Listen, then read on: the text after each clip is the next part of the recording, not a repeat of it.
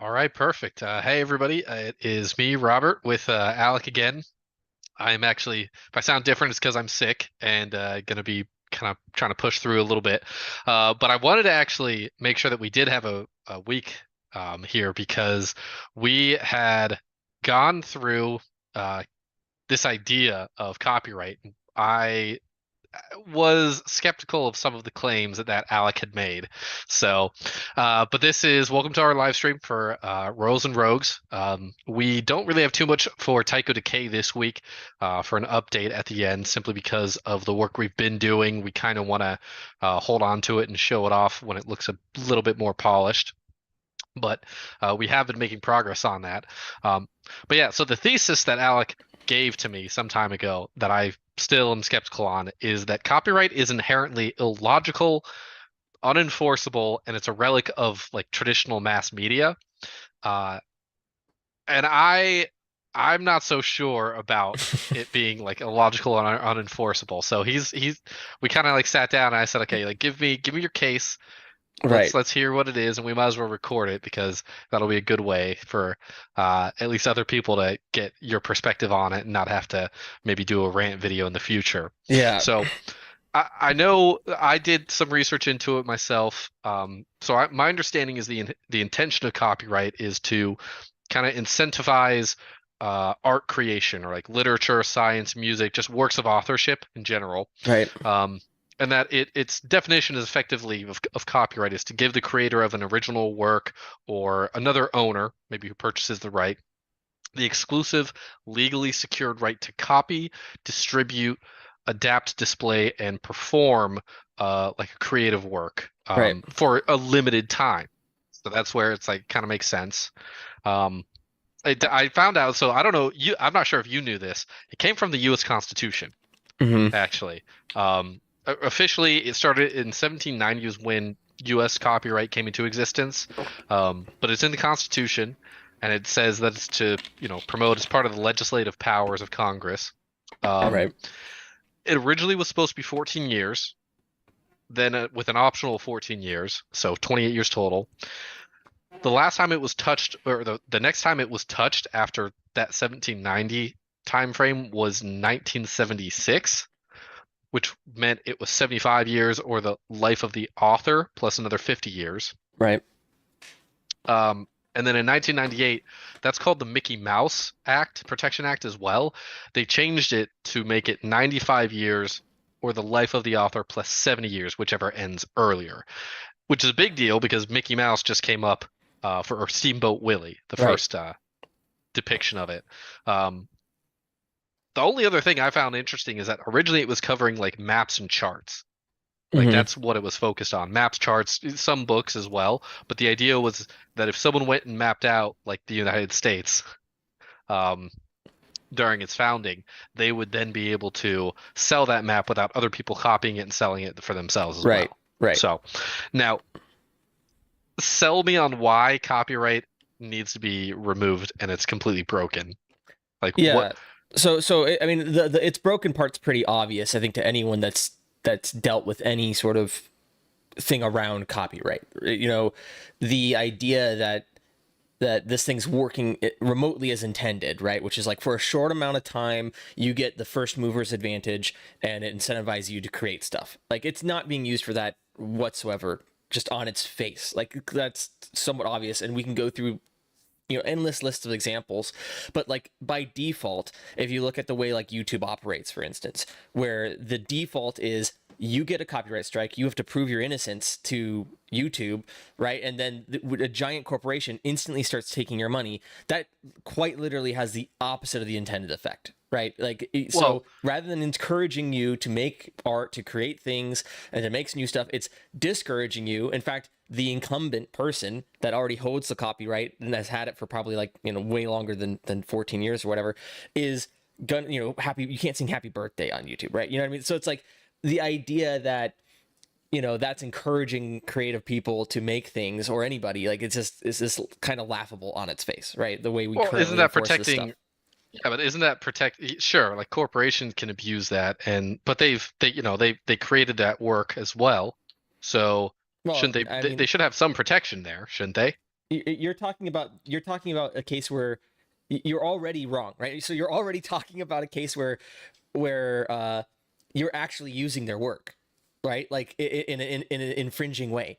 Like that's not Okay. how it's applied. Right? It's applied where you're not even infringing, and then it's like by default you're being discouraged from not even infringing, right? So then you get to the point where eventually you're infringing, and then we can have a conversation about that, right?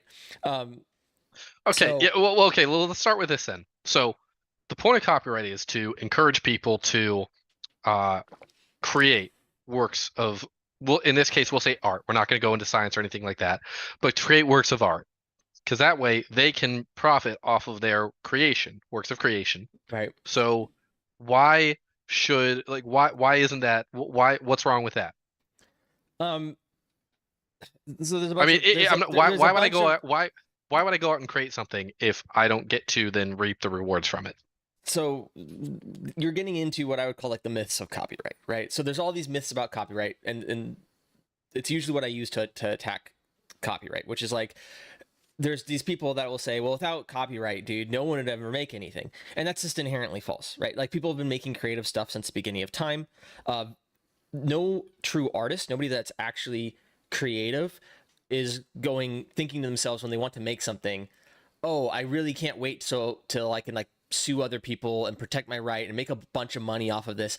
Like most of the time when you set out to make something, it's that you just want to make it. Like no one has to tell a kid, well, hey kid, you can, you should start drawing because you can copyright your drawing and because you can own that drawing. Like kids just draw and they give it away for free, right? And that's when you play music, it's so other people can hear it. It's not so necessarily I want to make a ton of money, right? So the idea that this is that this is what incentivizes people to do stuff is wrong, and the people that would be incentivized by that I don't want in the field. So the people who only are getting into art because they can make a profit, I think are destroying art right now. I think it's a pretty obvious that that's the case. Where you're watching what's getting made and you're looking at the art that sells for millions of dollars, and we all hate it. We all agree it's just kind of garbage, or at least it's not worth the millions of dollars that people are saying it's worth.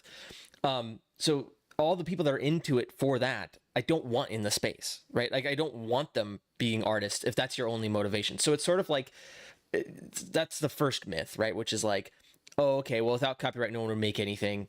Not true.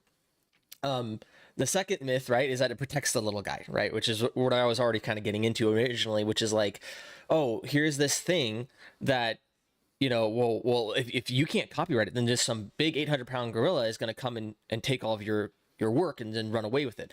And the answer is like to that is, well, that's currently the status quo, right? So whenever your argument against my thing is the status quo, I feel like I shouldn't even have to like make a point defending it, right? Like, but the fact is, no, that's currently what happens. Like, currently, what happens is if you have any sort of thing close to somebody's IP, they're gonna sue you and take it. Or if you come up with a good idea, they're gonna claim it's theirs, right? And then by the time you can't fight the lawyer battles, right? So this has happened numerous times, right? There's any number of times I can point to where everything from movie ideas to you know design elements to uh, characters to so over and over and over again.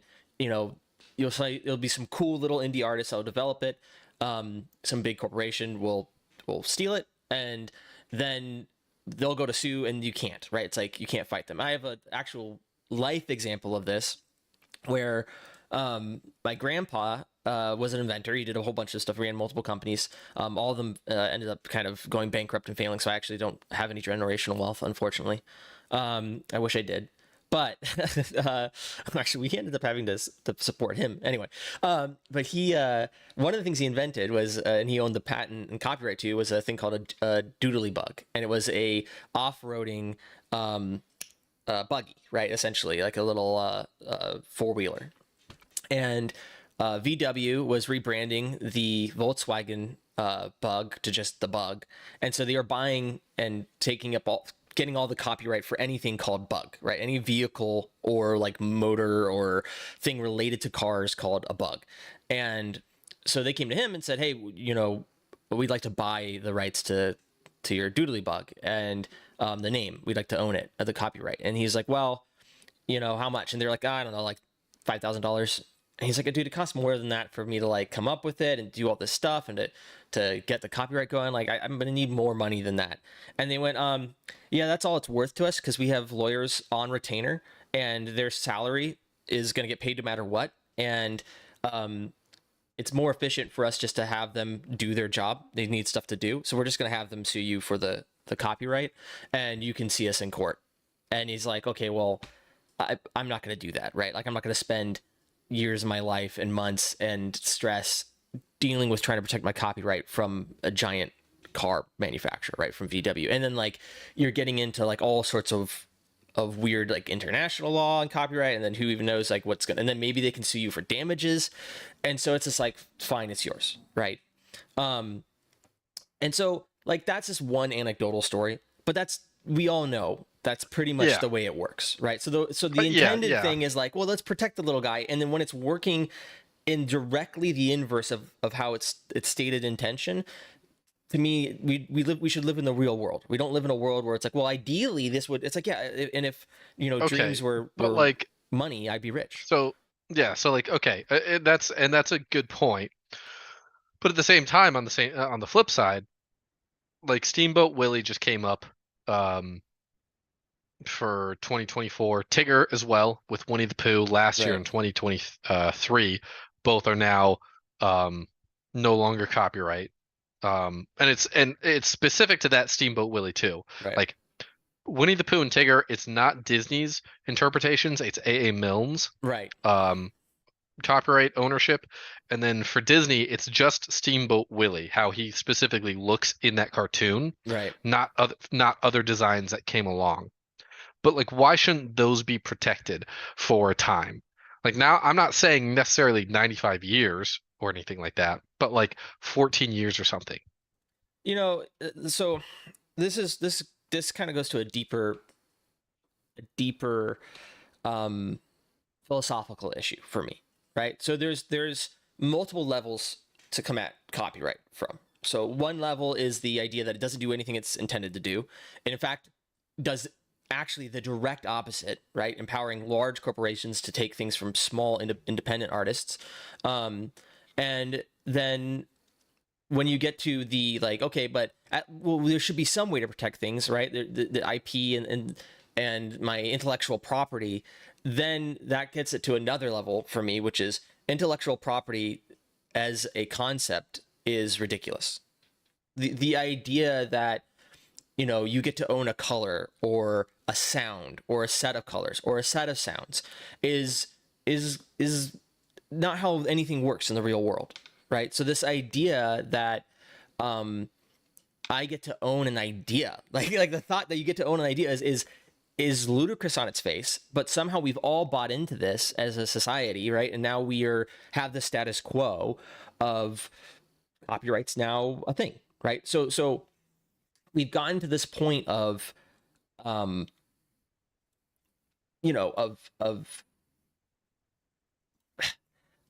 of being able to own things that you should never be able to own. So like one of the things you can own is dance moves, right? You can own a dance, right?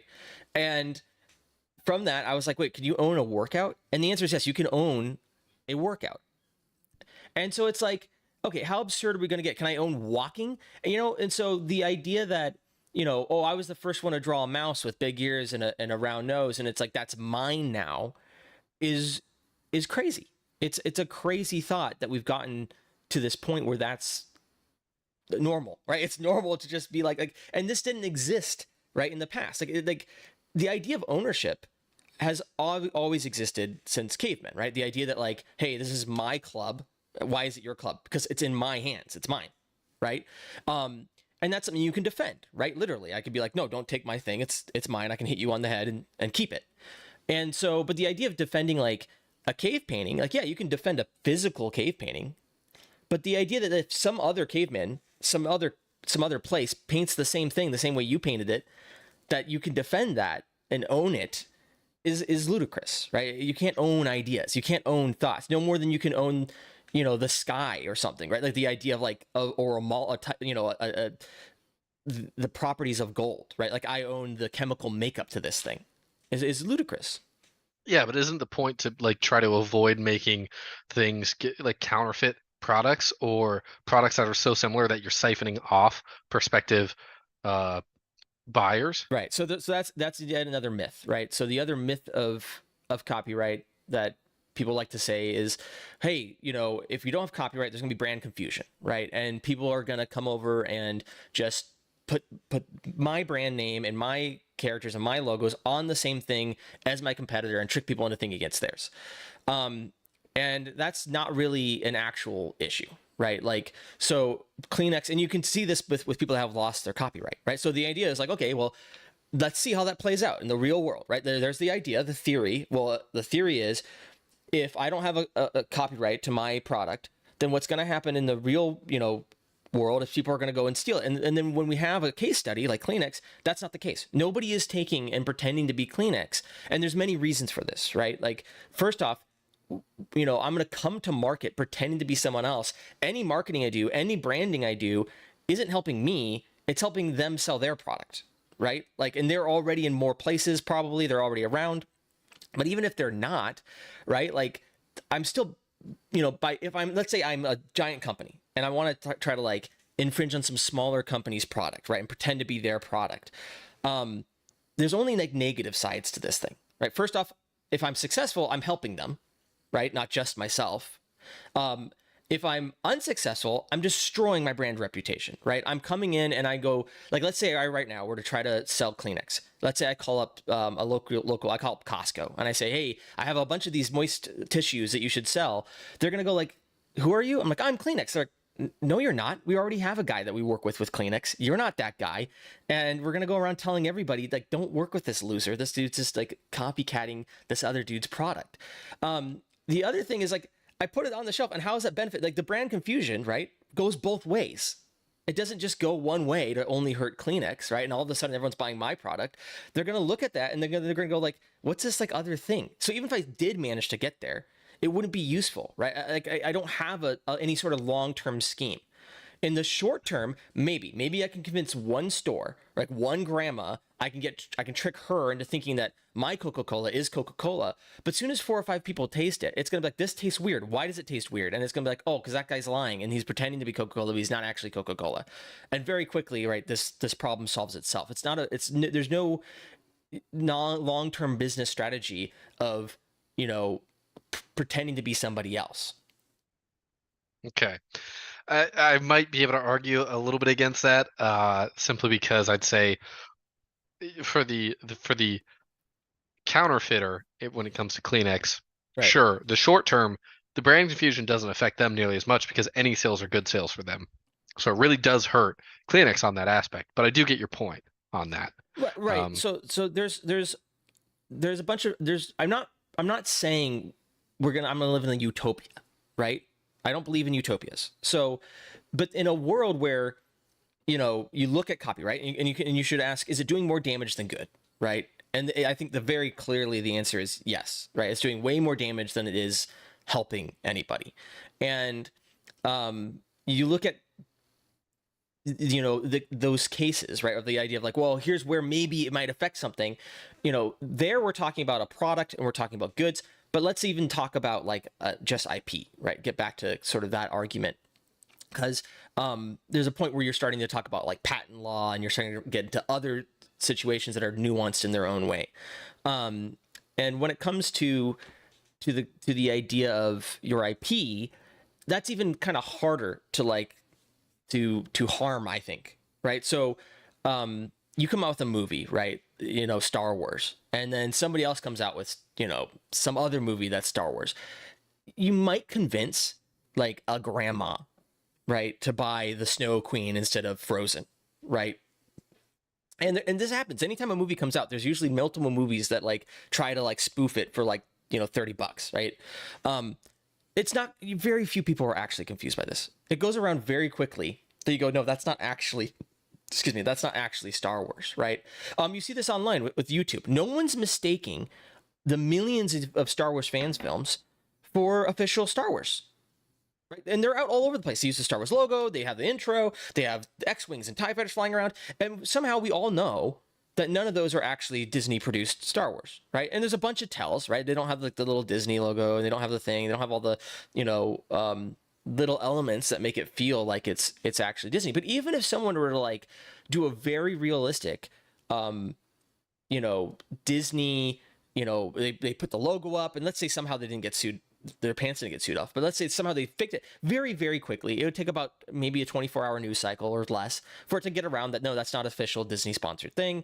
We don't really need to worry about this. And especially in the modern era, right? There's maybe a time period, but even then, in that time period, it was unenforceable, right? So like there might have been a time period where it was really hard to get the news around that this thing was not the real thing. But then that by that same token, at that time period, it would be really hard to enforce this, right? It'd be Hmm. very hard to know someone was circulating something pretending to be your thing. So, um, yeah, so that's the case with a lot of things, and there's always this idea of, oh well, if I don't tell people that this is mine and that's not sanctioned, like there's this fear from these giant corporations that just does not exist. Like there isn't this threat of people making movies that are exactly like your movies, audiences watching those movies. Like no one if I were to go and play the music of Katy Perry or any person like with my guitar, or whatever, no one's mistaking me for that band. Like it's pretty obvious when someone's pretending to be something else. And then again, let's say I did a really, really great job at it, right? And then like was able to like dress up as them in a wig, and I was a great like Elvis impersonator, but for some other band. Like, what's my long term plan? To get away with it for forever and then co-opt them, and now everyone thinks I'm them? Like that doesn't happen. That's not going to happen. Okay. We might do another follow-up on this sometime when I Okay. can when I can express counterpoints a little bit better. Yeah. I'm a little constrained because my throat's killing me. Well, So I'm yeah. then make this. So then explain to me the what's the good thing about an open IP then? Because this is basically saying we should have all IPs open. Right. So There's so my main argument is um the world benefits far greater from open source stuff than a closed world, right? After the Wright brothers invented flight, more or less, or machine flight, right? Like heavier than air flight, I should say, because there was like hot air balloons, but so once they invented airplanes, they started like patent trolling essentially. They like patented everything around it and then started trying to sue anyone else. And there's a very good argument. People debate this, but there's a very good argument that it really stulted flight for a long time. And then flight currently is like completely like hasn't gone anywhere in the last like 60 years. Again, just due to like not being allowed to make airplanes because you're infringing on someone's copyright, because the jet engine and all these other things, that are you'd have to invent it from the ground up more or less in order to make a sort of copyright free or patent, not step on anyone's patents. And so in a world where we're openly sharing everything, it's a better world, right? And so there's this beautiful idea when the internet came about that we kind of move into that world, right? And there's this idea of like, what if everything was shareable and infinitely replicatable, and we didn't do this, right? And when the internet first started, and for a number of years, that was sort of the culture. It was very like piratey. It was very LimeWire and this whole idea. And it wasn't until the corpos like got involved with that they kind of ruined everything, right? Like, and now we have the current state of the internet where like everything is covered in ads. You can't go to like the news sites, which is arguably one of the most important things to be like open and shareable easily, is like the worst site you ever go to. You go to any news site and it's like instantly it's like, you're using an ad blocker, you can't watch it, and then you get rid of your ad blocker, and then it's like, here's 16 ads and let me throw a thing up in the middle, and let me like, and it's just such garbage, and then it leads to clickbait and all this other stuff. It's like, well, wait a second, this whole thing was supposed to be open and kind of free and usable by everybody, and now it's this mess of a place. And I still sort of would like to imagine we could get back there, right? I sort of would like to imagine that as artists, as creative people, we could get back to sharing things openly with each other and empowering each other. And like, and if you look what's kind of interesting is, as far as software is concerned, they've sort of figured it out. Like most things are open source these days, and most of the open source things are the biggest things, right? Almost like Intel does this. Almost any new software they're building now, they're making as an open source software. And the reason for that is it allows them to like grow very, very quickly, right? And get like a huge adoption rate, as well as people refining it without them having to spend tons and tons of money on it, right? It means they don't Okay. own it, but that's a good thing. So when it comes to IPs, if you look at IPs, the most successful IPs are the ones that have been more or less open, right? There's some that have been, I would say, successful despite themselves, right? And this would be like maybe Lord of the Rings is as an example of one that's like pretty successful despite the fact that they haven't really let anyone play in their world too much. But the most successful IPs like Star Wars, it's a lot of their success and what kept them kind of relevant over the years between releasing stuff is the fact that anyone could play in this world, right? Is the fact that like it was just able to grow kind of infinitely. And then D&D is another good example. It's having like the biggest renaissance it's ever had, and it's partly because people have been able to tell their own stories within this world for so long without having to pay royalties, right? Now, you obviously couldn't write a D&D book and publish it necessarily, right? Which I think actually has only hurt them. But there's an infinite number of books that really were just D&D campaigns, right? That then somebody decided to like rename and write down, right? And get away with it. And so and then there's been these stupid movements by these companies. So like, what if we could copyright everyone's custom campaigns, right? And that's so dumb and so Yeah. short-sighted. It's not even funny.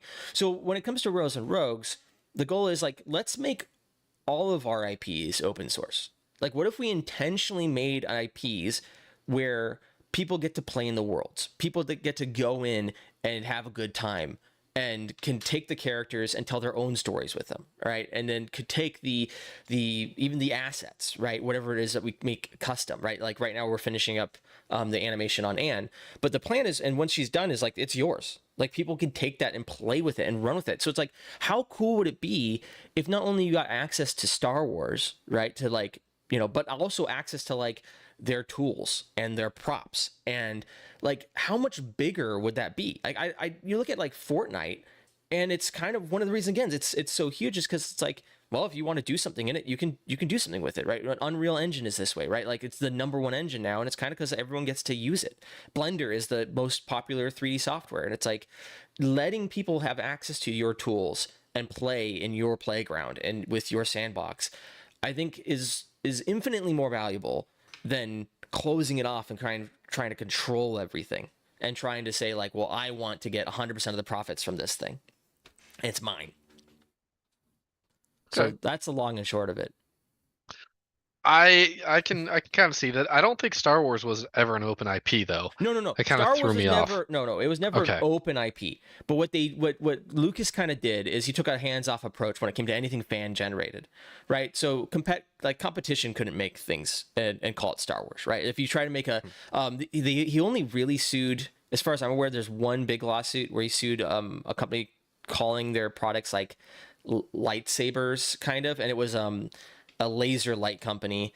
I think they were trying to make them look like lightsabers, but they were super powered lasers that could like hurt people. And so he was like, "Look, I have to sue you about that, right?" And if you try to make like obviously like an action figure or something like that, you would get sued. But the idea of making fan films, right? The idea of making fan stories was just kind of like go for it. And then the idea of comic books and video games, like he had LucasArts, right, which is like we get to license it. But then very quickly it was like you can open this up to many other people, right? A lot of people were, if you kind of came with an idea, it wasn't just only his sandbox to play in, is why I'm using Star Wars as an example for that. Warhammer 40K is another great example. Warhammer 40K is not an open IP by any stretch of the imagination.